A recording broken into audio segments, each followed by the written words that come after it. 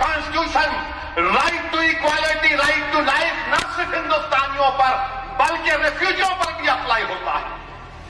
और मिस्टर मोदी, जब तक जमानत सही रह सकती है तो क्या रोहिंग्या नहीं रह सकता यहां पर? और रोहिंग्या का कहते हैं, रोहिंग्या के लोग वाया बांग्लादेश आते हैं, ब्रह्मदेश के लोग वाया बांग्लादेश आते हैं, और ब्रह्मदेश सेक्युलर कंट्री है, फिर भी वाया बांग्लादेश आते हैं। रोहिंग्या को कभी भी स्वीकार नहीं किया जाएगा। मैं आज फिर से नो नो नो।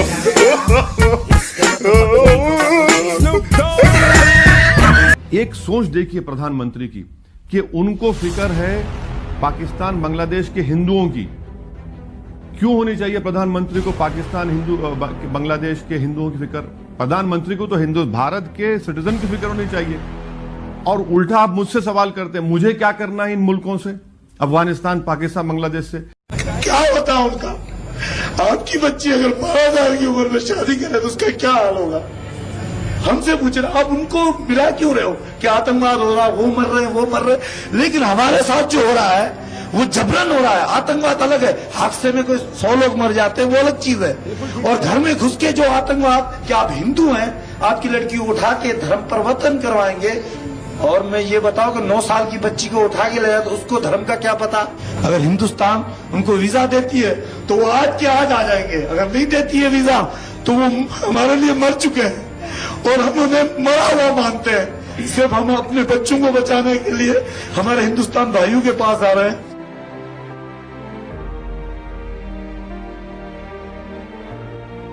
अक्सर हमने देखा होगा कि आबादी को लेकर, आबादी पॉपुलेशन एक्सप्लोजन को लेकर अक्सर संघ और भाजपा के लोग राजनीति करते हैं। लेकिन अगर भारत की आबादी इतनी ज्यादा है और वाकई इस बात की चिंता है तो क्यों इस आबादी को और बढ़ाने की फिराक में लगी हुई है भाजपा?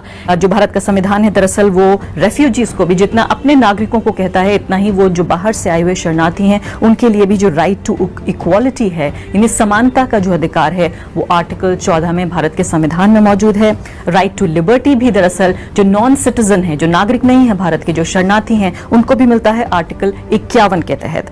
तो क्या ये वाकई भारत का जो ये इरादा है इन लोगों को वापस भेजने का? रोते बिलखते बच्चे, मासूम, वो लोग जिनके लिए शायद दुनिया में कहीं और जाने के लिए जगह नहीं है, जिनको कहा जाता है nowhere's people, nobody's people, वो कहीं के नहीं है, वो किसी के नहीं है। क्या उनको वापस भेजने के मद्देनजर क्या भारत जो अंतर्राष्ट्रीय कानून है या जो अपना संविधान है उन दोनों की अवहेलना कर? और मुझे आइडिया ऑफ इंडिया समझाने का प्रयास करते थे। भाई आइडिया ऑफ इंडिया जहां समझाना है समझा दो। मेरी तो 7 पुश्तें यहाँ जन्मी है, मैं विदेश से नहीं आया हूँ। मुझे मालूम है आइडिया ऑफ इंडिया। मुझे मत समझाइए कभी भी, हम तो इसी देश में जन्मे हैं, यही मरेंगे।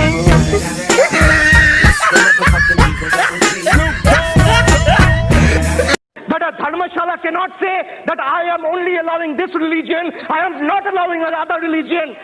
They should keep that in mind. This is appalling, this is heartbreaking, this is crestfalling. This is totally disappointing, sir. I would urge the government that don't discriminate citizenship on the basis of religion. Rabindranath ঠাকুর বলেছিল ধর্মের বেশে মোহ যারে এসে ধরে, অন্ধ সেজন মারে আর শুধু মরে।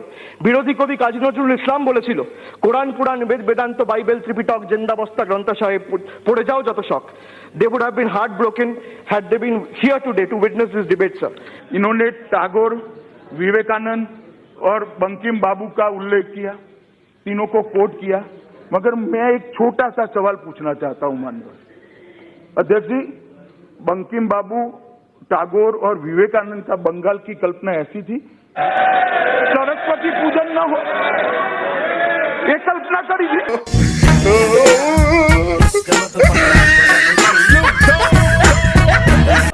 धारा 14 क्या कहती है? Equality before law.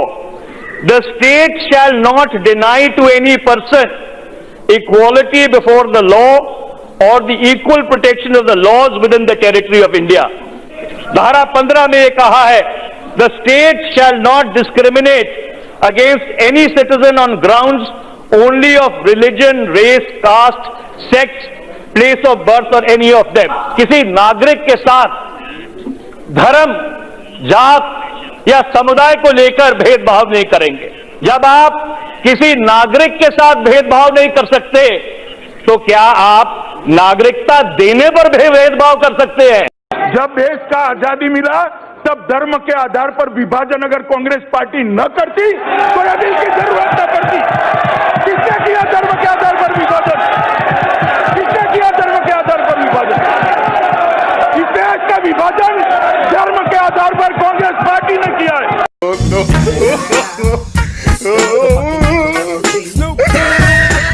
बड़ी आपत्तिजनक बात की शुरुआत में आपने कहा कि वो जो मुसलमान यहाँ हैं उनको डर करने की जरूरत नहीं। किस मुसलमान के आपसे डर है? हिंदुस्तान का कोई मुसलमान आपसे डरता नहीं है।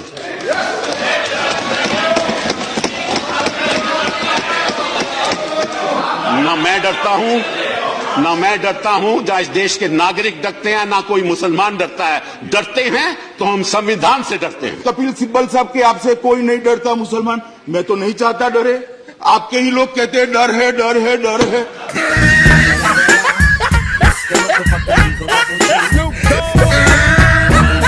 मैं कभी नहीं कहता कि डरो, डरना भी नहीं चाहिए। इस देश के गृहमंत्री पर सबका भरोसा न होना चाहिए।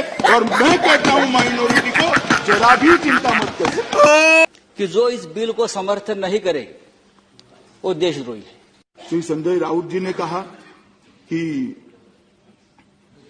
इसका समर्थन नहीं करेंगे ये देशद्रोही है। हमने कभी ऐसा नहीं कहा कि इसका समर्थन नहीं करेंगे वो देशद्रोही, कभी नहीं कहा सब। मैं इस बात को डिनाई करता हूं। मगर आज मुझे आश्चर्य होता है मान्यवर, सत्ता के लिए लोग कैसे कैसे रंग बदलते,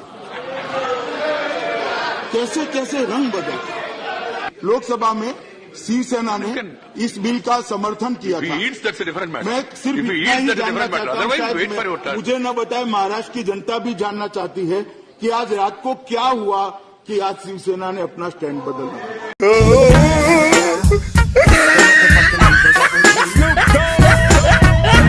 तो राज्यसभा में भी आप सपोर्ट करेंगे सीबी? अभी होगा ना राज्यसभा भी जब है तो क्यों ऐसी दो अलग अलग भूमिका होती है क्या हमारी? ऐसी दो अलग अलग भूमिका होती है क्या हमारी? सिटीजन अमेंडमेंट बिल आएगा तो पार्टी का स्टैंड जो है कल सबको पता चलेगा। लोकसभा में जो हुआ वो भूल जाइए, लोकसभा में जो हुआ वो भूल जाइए।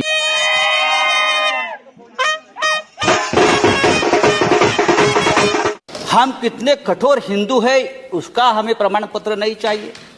जिस स्कूल में आप पढ़ते हो हम उस स्कूल के हेडमास्टर है, आपको बताना चाहिए। कसम गंगा मैया की, घर में घुस कर मारूंगा, सातों को साथ मारूंगा, एक साथ मारूंगा। अरे काट कर रख देंगे हम, साले को समझते हैं। छोटा आदमी गुंडाई करना चाहता करने दो, मजा लेना चाहता मजा लेने दो। उसके मुंह लगोगे अपने बराबर बिठाओगे, अच्छा लगेगा।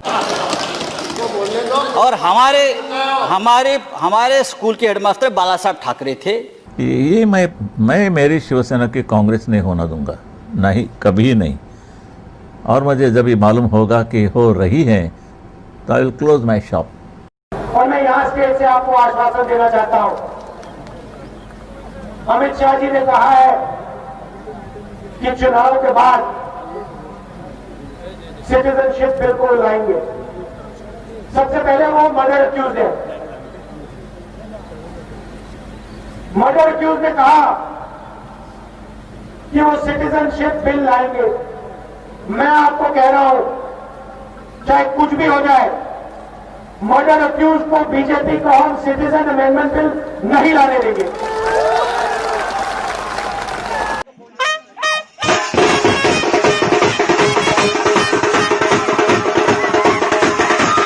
जय श्री राम दोस्तों, इस वीडियो को ज़्यादा से ज़्यादा शेयर जरूर करें। और अगर आप चैनल पर नए हो तो नीचे दिए सब्सक्राइब के लाल बटन को अभी दबाएं और बगल में दी गई बेल आइकन को भी जरूर दबाएं। अगर आप ये वीडियो हमारे फेसबुक पेज पर देख रहे हो तो हमारा फेसबुक पेज भी